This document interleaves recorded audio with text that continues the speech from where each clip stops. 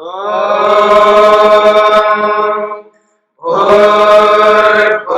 स्वः तत्सवितुर्वरेण्यं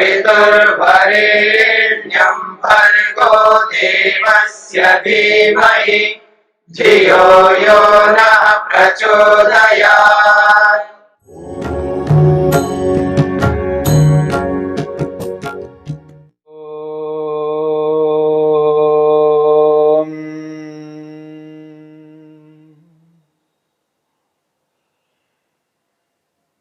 साधन पाद के 13वें सूत्र को लेकर के हम विचार कर रहे हैं। सती मूले तद विपाको जात्यायुर्भोगाः।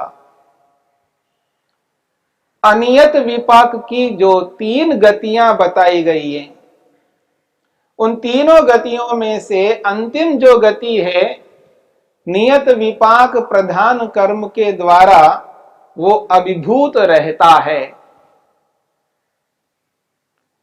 वो कब तक रहता है, किस स्थिति में वो फल देने वाला होता है, इस बात को लेकर के हम विचार कर रहे हैं।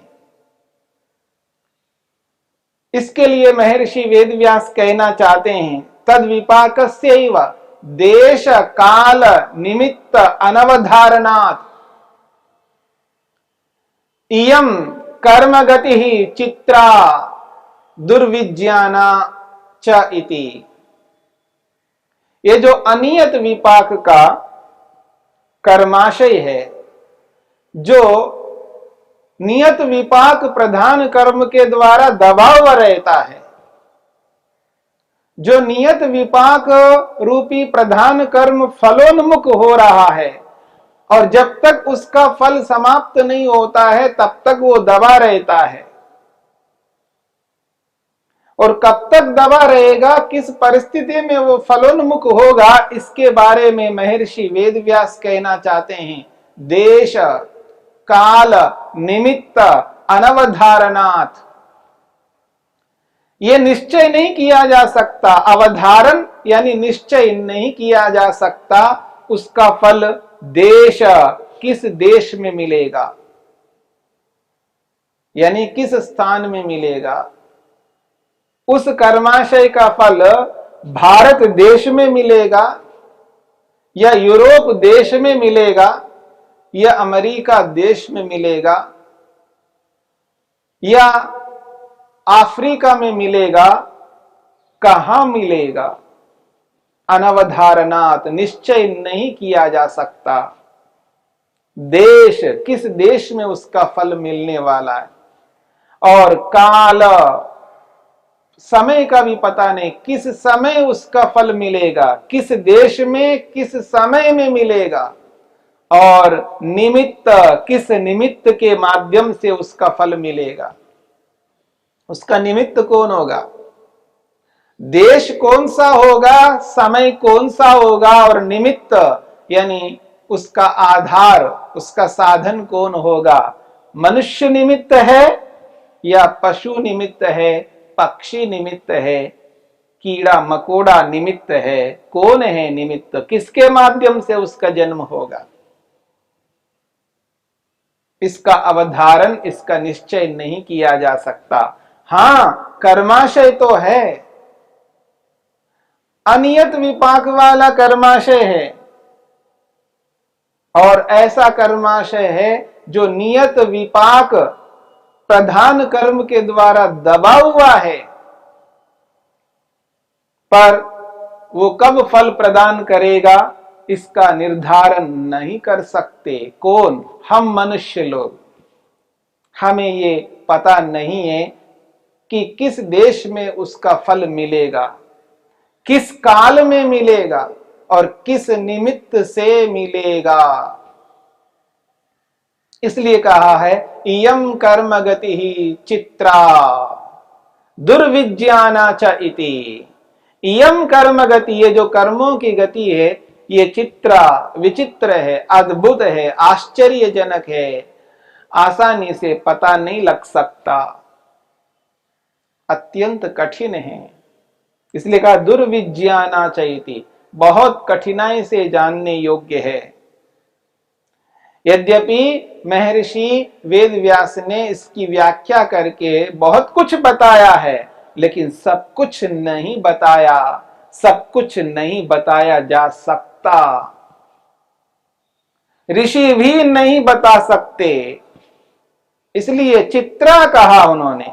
स्वयं इतनी व्याख्या करके, इतनी स्थितियां बता करके, नियत विपाक, अनियत विपाक, एक भविक कर्माशय, दृष्ट जन्म वेदनीय, अदृष्ट जन्म वेदनीय, बहुत कुछ बताया है।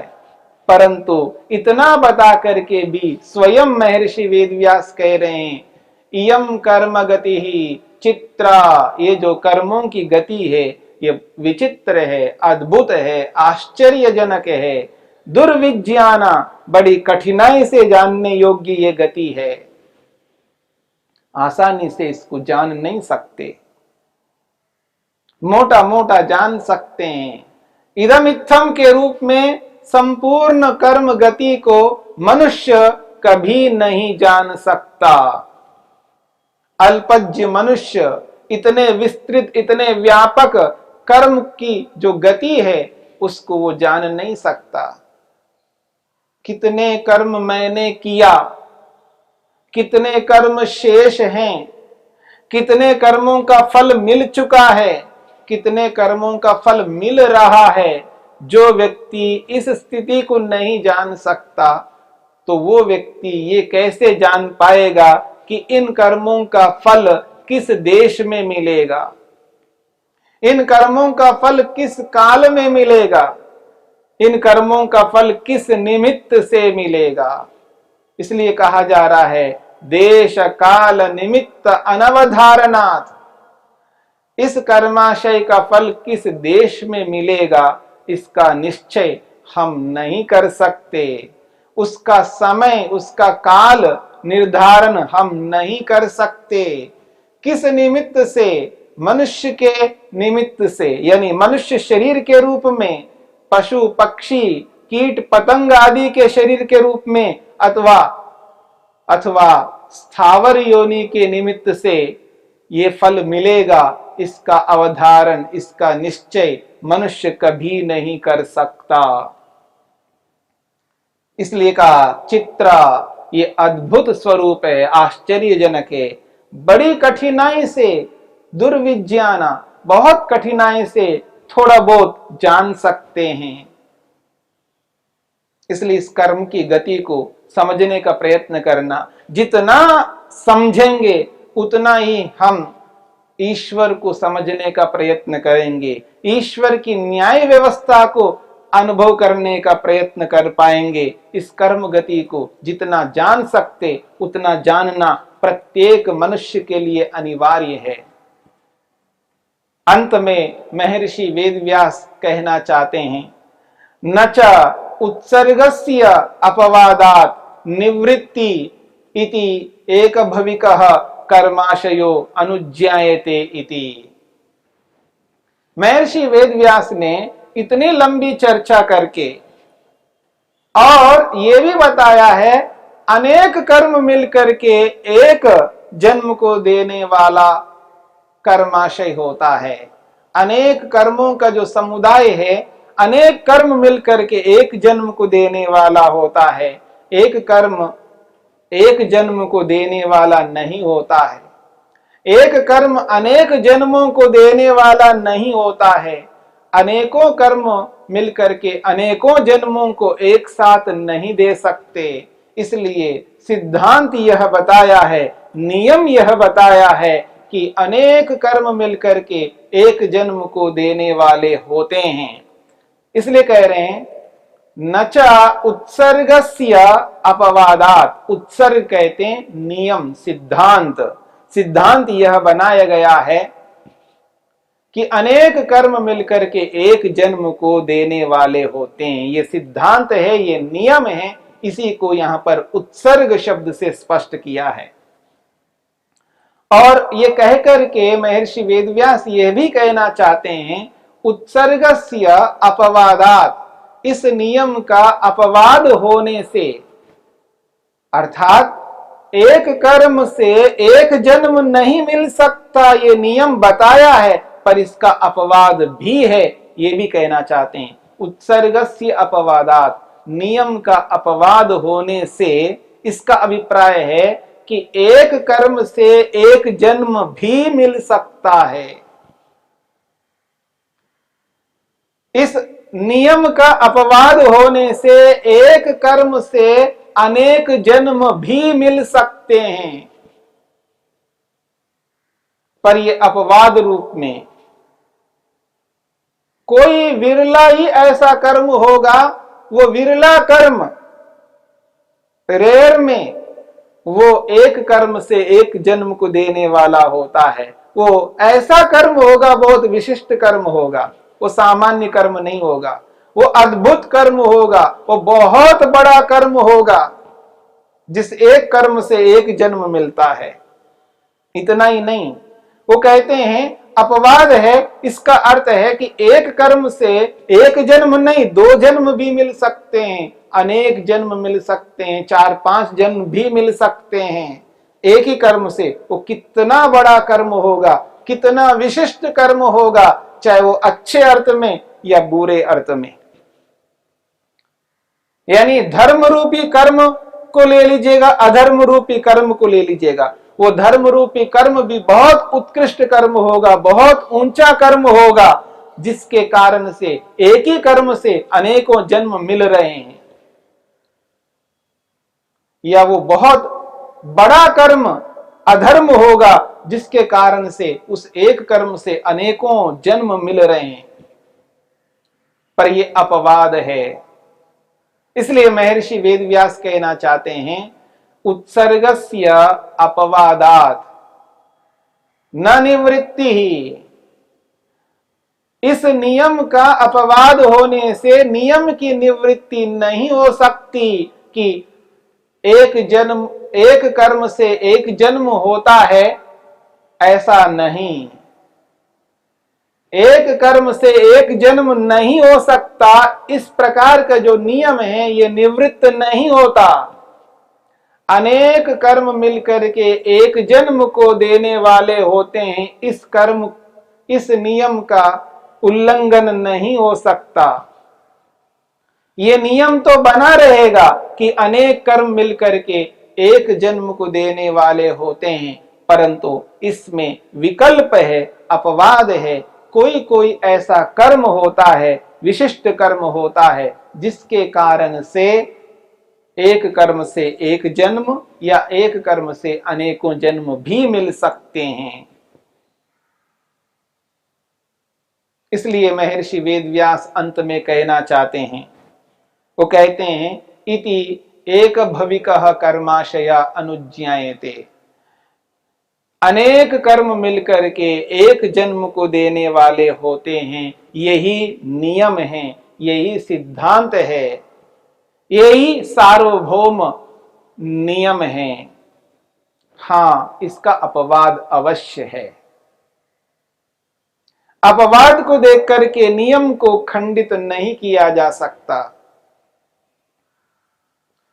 ये जो अपवाद है कि एक कर्म से एक जन्म मिलता है, इस अपवाद को देख करके ये नहीं कह सकते कि प्रत्येक कर्म से एक जन्म मिलेगा। कोई भी ऐसा कर्म हो, उस एक कर्म से एक जन्म मिलेगा। यदि हम मानने लग जाएंगे तो जो दोष दिए हैं वो सारे के सारे दोष उत्पन्न हो जाएंगे और किसी प्रकार की व्यवस्था नहीं बन पाएगी और आत्मा के अंदर एक वो स्थिति आएगी, कर्मों के प्रति, कर्मों के फलों के प्रति विश्वास उठ जाएगा, सारी अव्यवस्था हो जाएगी। छोटा कर्म हो, कैसा भी कर्म हो, एक कर्म से एक जन्म कैसे मिलेगा, और किसी भी प्रकार का कर्म हो, एक ही कर्म से अनेक जन्म कैसे मिलेंगे, ये संभव नहीं है। इसलिए नियम यही है, अनेक कर्म मिलकर के एक जन्म को देने वाले होते हैं। इस नियम को स्थिर मानना चाहिए। इसी नियम के आधार पर महर्षि पतंजलि ने, महर्षि वेदव्यास ने ये व्यवस्था दी है, और ये व्यवस्था भी अपनी ओर से नहीं दी है, ये ईश्वर की व्यवस्था है। सर्वज्ञ न्यायकारी परमात्मा का ये नियम है कि अनेक कर्मों से एक जन्म और एक कर्म से एक जन्म मिलना ये मात्र अपवाद है, विकल्प है। कोई ऐसा विरला कर्म होगा जिसके कारण से ऐसा होता है। ये सिद्धांत बताया है सती मूले तद विपाको जात्यायुर्भोगा इस सूत्र में।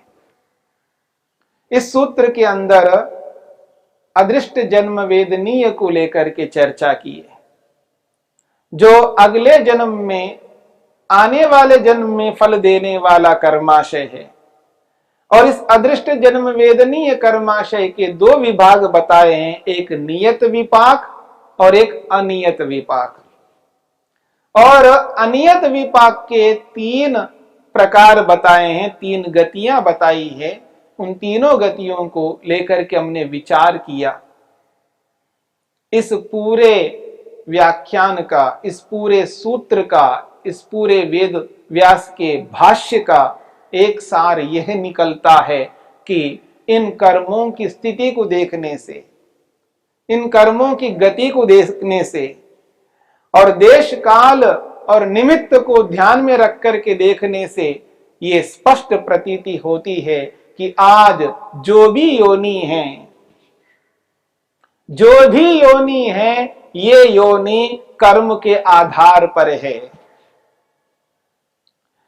यदि मनुष्य योनि को ध्यान में रख करके जो मनुष्य जैसा है, जिस स्थिति में है, ये उस व्यक्ति के, उस मनुष्य के कर्मों के आधार पर है। उसके कर्म ही ऐसे थे, इसलिए उसको ऐसे देश में, ऐसे काल में, ऐसे निमित्त से उसको प्राप्त हुआ है। और निमित्त भी एक प्रकार का नहीं है, अनेकों प्रकार का निमित्त है।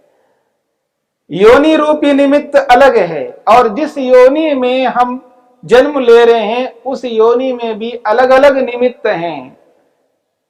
ऐसे ही माता पिता के पास हमारा जन्म मिला है, ऐसे काल में मिला है, ऐसे स्थान में मिला है। इस प्रकार इसकी जो विस्तृत बात है कर्मों की, इस विस्तृत बातों को ध्यान में रख करके यही अनुभव करना है। परमपिता परमेश्वर को ध्यान में रखना है, उसकी न्याय व्यवस्था को स्वीकार करना है, उसकी सर्वज्ञता को स्वीकार करना है, उसकी सर्वशक्तिमत्ता को अनुभव करना है। अनुभव करते हुए, ईश्वर को सामने रखते हुए यदि हम कर्म करते जाएं और ऐसे कर्म करते जाएं जिससे पाप ना हो, केवल पुण्य हो, और पुण्य के आधार पर हम आगे बढ़ते हुए एक दिन ऐसा ला सकते अपने जीवन में, इस पुण्य से भी ऊपर उठ करके निष्काम कर्म करने लग जाएंगे और उन निष्काम कर्मों का परिणाम जन्म और मृत्यु से छूट करके मुक्ति मोक्ष को प्राप्त कर सकेंगे। यही आत्मा का लक्ष्य है, उद्देश्य है, प्रयोजन है।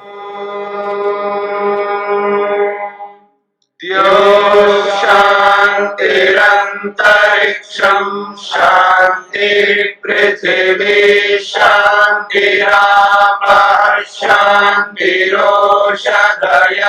शान्तिः वनस्पतयः शान्तिर्विश्वे देवाः शान्तिर्ब्रह्म शान्ति सर्वं शान्ति शान्तिरेव शान्ति क्षमा शान्तिरेधि। ॐ शान्ति शान्ति शान्ति।